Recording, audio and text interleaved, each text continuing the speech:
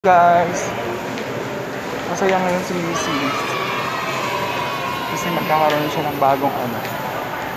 bagong gadget. Dito kami ngayon sa Robinsons, Manila. So maghahanap kami ng bibilan ng mga bagong laruan.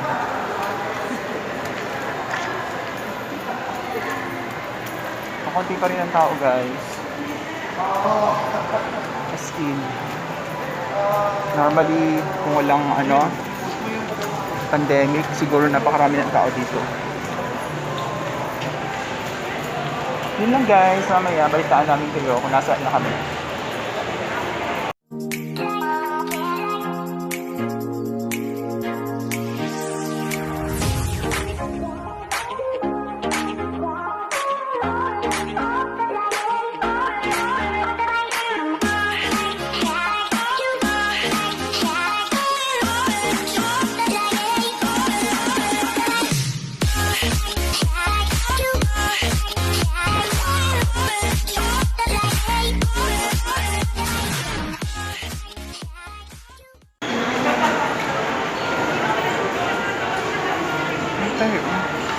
Maganda yung yun daw ang something na yun.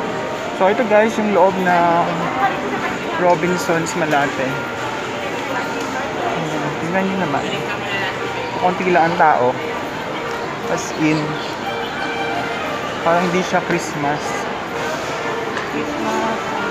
Usually pag ganitong December 1, yung mga tao talagang panic na sila.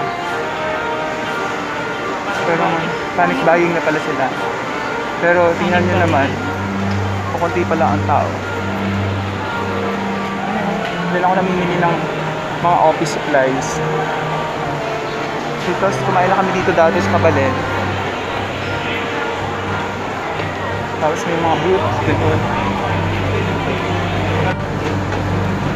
So yun, guys, yung design nila ngayon dito. Sa baba Starbucks. Sa second floor na kami. Actually, kasi paakyat kami sa third floor ata yun. Third floor.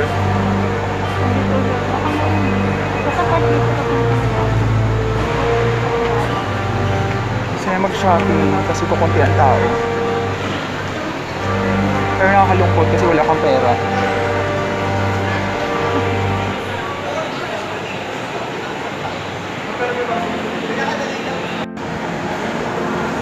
Ayan, guys, level up ulit. Nasa third floor na kami.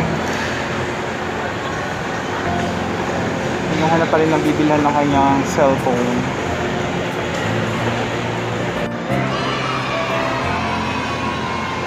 Ayan, ito na, guys. Dito siya bibili ng kanyang cellphone. Actually, may nakita na siya noon sa online. Ano yan, eh? So, ito yung mga unit nila.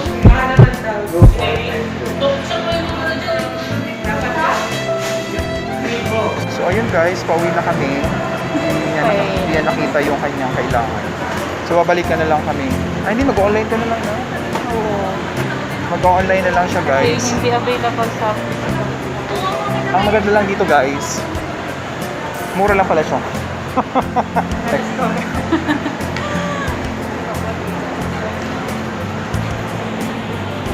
Hindi naman. Hindi, pero okay na rin. Gusto lang kita dyan, gusto mo picture ako.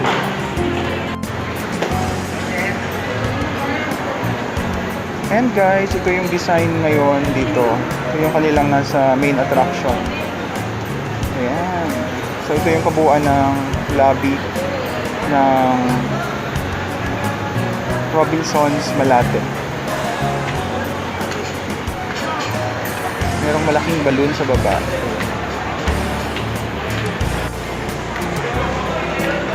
So ayun, guys, wala lang.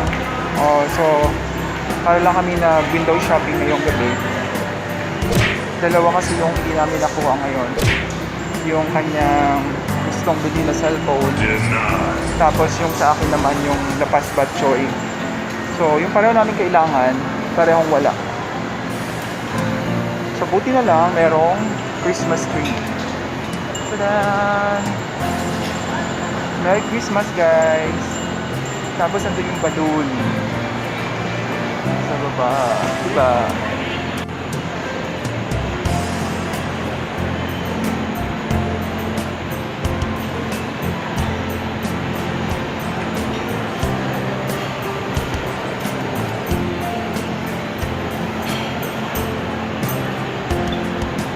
Merry Christmas, everyone! So, ang ending guys, nandito na kami sa Owndays. Magpapalinis na lang siya ng kanyang eyeglasses. Ayan lang. So, yun lang siguro yung achievement namin tonight.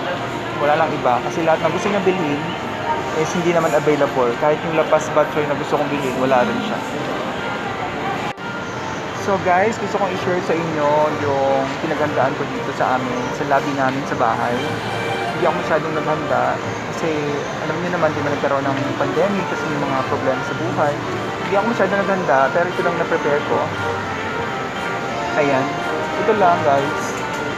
Pasensya na kayo sa mga viewers natin dyan. Hindi ako masyadong nakapaghanda ngayong Pasko sa amin. Ito lang talaga guys yung nakayanan ko.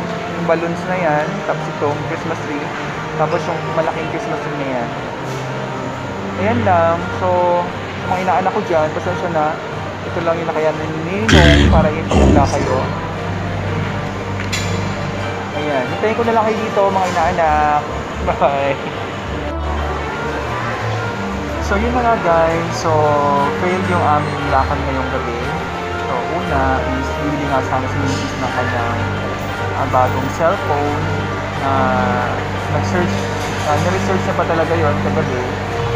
Tapos, handa na yung pambayad namin. Pero wala siya. So, hindi daw siya nabibili dito sa mall. Hindi siya available. So, bibili niya yun online. Pangalawa, fail din kami kasi syempre nag-depress kami, di ba? Hindi niya nakuha yung gusto niyang bilhin. So, pupunta sana kami doon sa paborito kong kainan, yung paborito kong Lapas Batchoy. So, sa third floor yon. Pero, ayun, second time din, nakaka-distress. So, hindi rin kami nakabili ng paborito kong Lapas Batchoy kasi, ayun, naubusan daw sila ng ingredients doon sa tinitinda ng Lapas Batchoy. So, ngayon, nag-try kami dito sa chicken bacolod dinasal. So, ayun. So, sabi ni Mrs. masarap daw dito yung chicken bacolod dinasal. So, yun yung pambawi namin ng stress namin ngayon. Kasi nga, hindi namin na fulfill yung dapat namin ganap ngayong gabi. So, ayun lang guys. So, I hope alam ko, basta nyo na-excite siguro, no? Kasi syempre, alam ko na hinintay nyo kung ano magiging result ng lakad namin. Pero unfortunately, ayun, hindi siya successful. Pero ayun si Mrs., kanina pa siya nagdudot ng kanyang cellphone. Siguro gusto niya lang mag-online. Ang good thing lang pala dito guys, is nalaman namin na yung budget niya is more than like 10 plus. Pero sabi nung isang agent doon, nasa less than 10 plus lang yon. So good thing kasi, di ba, dagdag sa budget namin. So ayun lang guys. So I hope wala lang. Nanood lang kayo kasi ayun, all throughout ng video ko na to is talaga naka-face shield kami tsaka naka-face mask kasi bawal na bawal sa loob ng mall na wala kang face shield at face mask. Mahigpit yung kanilang protocols dito. So far, ito na yung itsura ng mall ngayon. 7 o'clock na in the evening. So halos wala ng mga tao. Ayan si Missy. Kanina pa siya nagdudot ng kanyang cellphone. So, yun lang guys. So, see you around. Bye-bye.